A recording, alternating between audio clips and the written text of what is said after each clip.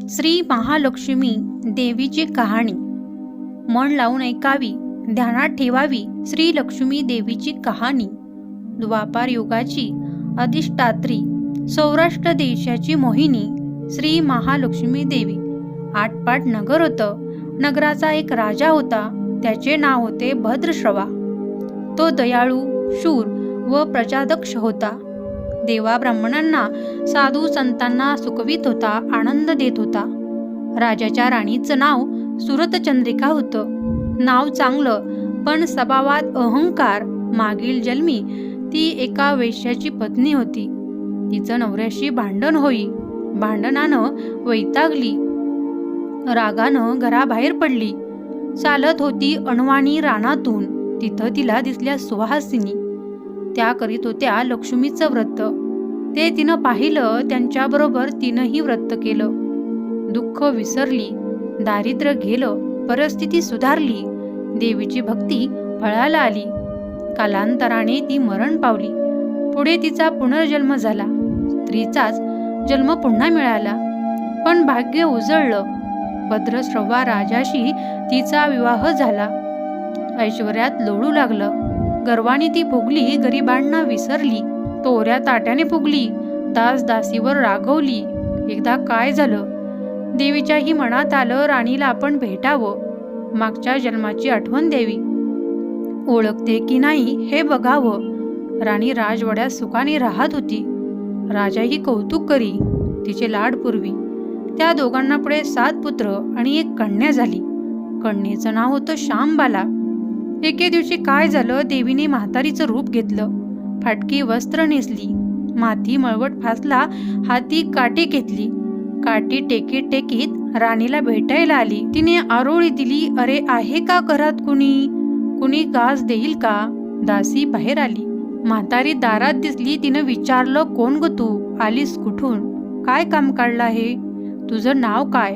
गाव कोणतं? तुला हवंय काय? मधून मधून खोकत हळू आवाजात म्हातारी सांगू लागली, माझं नाव कमला. द्वारकेहून आले ग. राणीला भेटायचंय. कुठं आहे ग राणी?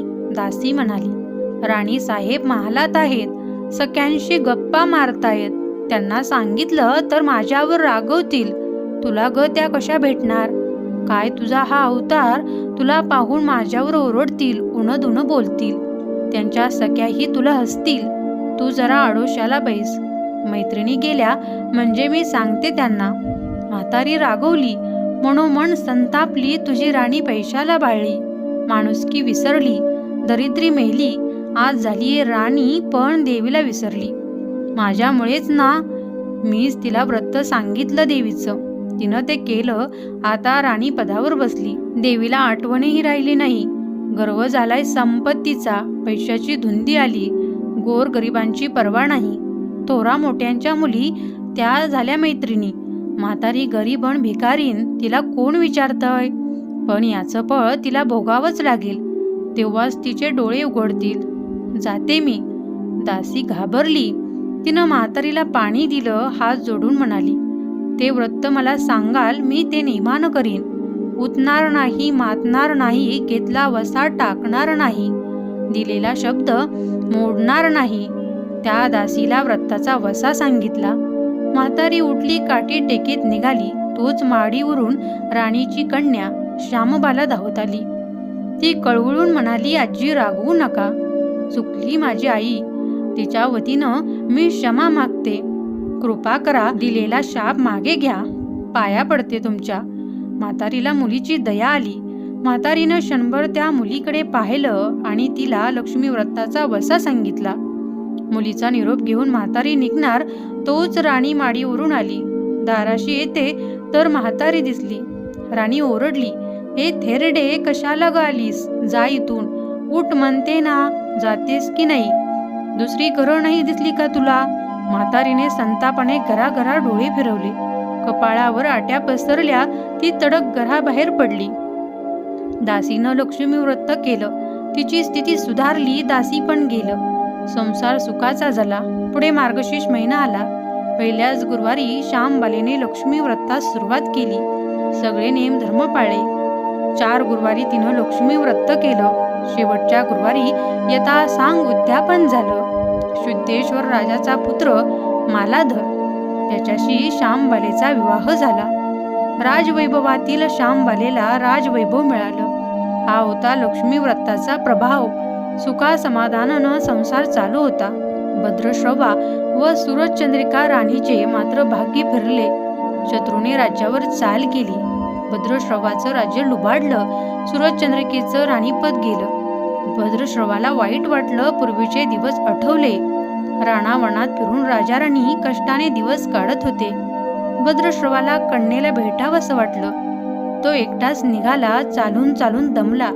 नदी काठावर विश्रांतीसाठी थांबला. नदीकडे येताना राणीच्या दासीनं भद्रश्रवाला पाहिलं. घाईघाईनं ती राजवाड्यात गेली. राजाला सांगितलं. मालाधरानं माणसं पाठवली. आणायला रथ पाठवला. सासऱ्याला घरी आणलं. सन्मानानं नवी वस्त्र व कंठीहार दिला. श्यामबाला वडिलांची काळजी घेत होती. काही दिवसांनी राजाला वाटलं आता परत जावं. जावयाला तसं त्यानं सांगितलं. मुलीचा निरोप घेतला. जावयानं मोहरा भरलेला हंडा नोकरांकडे देऊन राजासोबत पाठवलं. राजा घरी परतला. चंद्रिकेला भेटला. हंडा पाहून ती आनंदली. घाईनं तिनं झाकण काढलं. आत बघते तर काय तिला कोळसेच दिसले.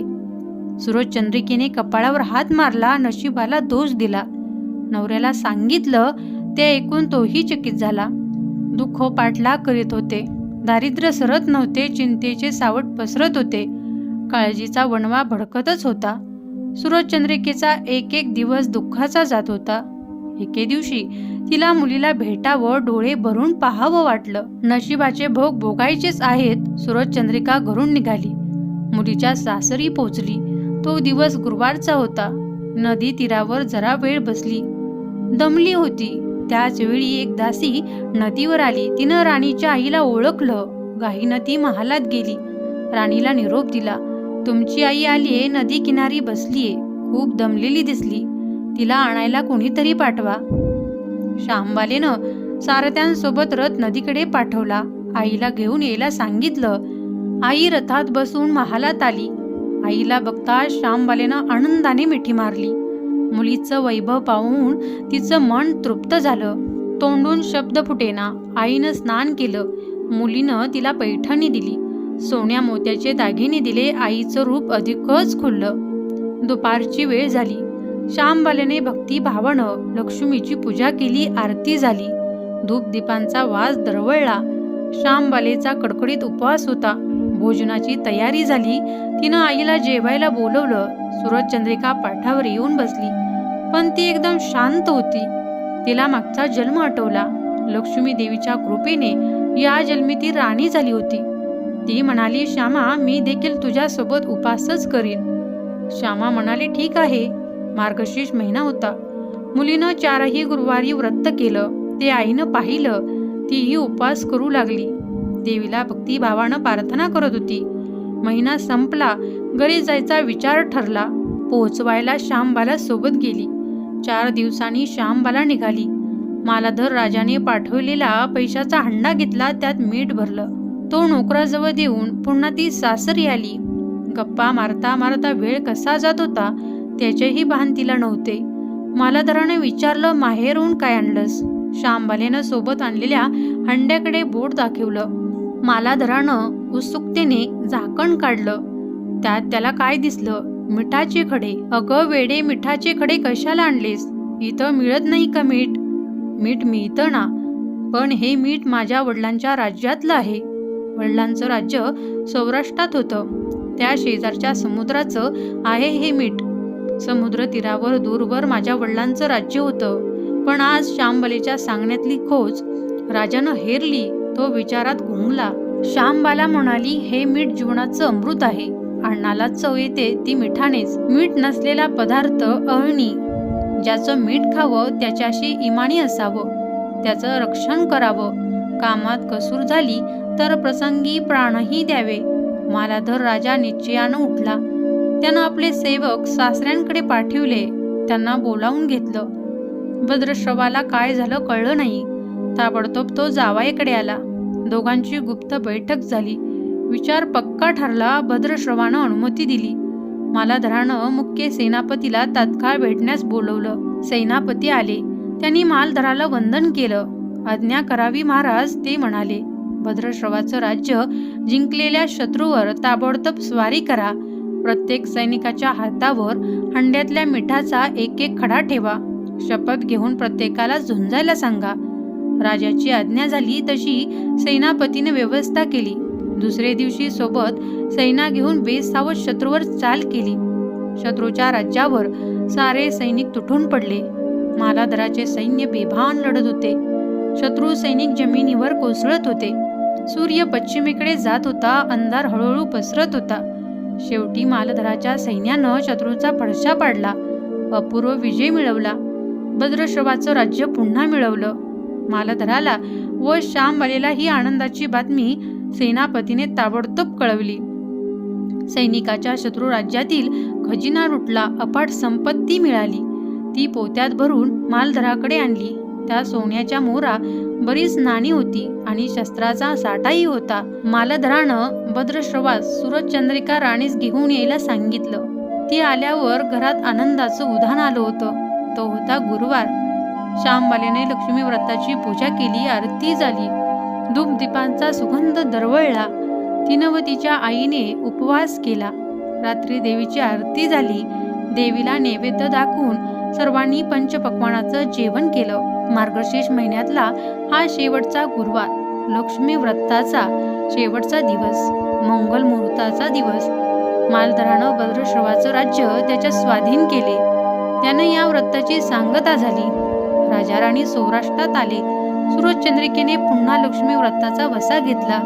तो अजन्म पाळला. घरची स्थिती सुधारली. राजाचे 7 पुत्र दूर देशाहून अचानक घरी आले. त्यांना पाहून आई वडिलांना आनंद झाला. या व्रतामुळे राजा राणी सुखी झाले. दुःखाचे वादळ सरले. अशी 6 उत्तराची कहाणी 5 उत्तरी सुफळ संपूर्ण. सर्वांनी देवीला वंदन करावं. त्याचं घर सदैव आनंदित राहावे अशी लक्ष्मी देवीला प्रार्थना करावी. कसा वाटला व्हिडिओ कमेंटमध्ये नक्की सांगा. सबस्क्राईब केल्याशिवाय पुढे जाऊ नका.